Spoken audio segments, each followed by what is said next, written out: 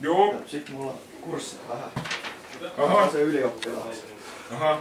Ootko Oskari käynyt ikinä meidän tuolla auditoriossa? Että siellä vuonna oliko 83 oli Metallican. Ei ihan kuitenkaan lehtereitä täyteen saanut. Siinä on lappu. Mulla on vähän kursseistakin vajaa. Aha. Tarvi kursseja. Aha, montakos kursseja sulla on? Mulla on 5 kursseja, mutta tarvitsee pari juttua vielä. Aha. Okei, joo. Etkö sä sitä... Mä valmennan noita kurlin kiva 88. Niin niitä tyttöjä? Niin juuri. Joo, näinhän mä oon. Aivan mä oon sut siellä nähnyt. Aivan. Joo, kyllä me sulle... Etkö sä sitä useamman vuoden tehnyt? Monta vuotta. Me ollaan 3 kurssia siinä kasassa. Se on ihan selvä juttu tää. Sitten...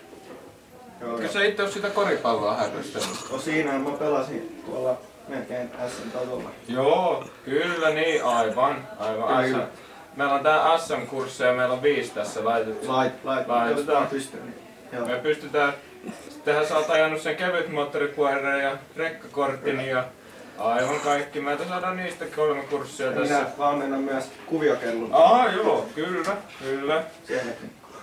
Me saadaan näitä, joo. Itsekin kuviokellun välillä.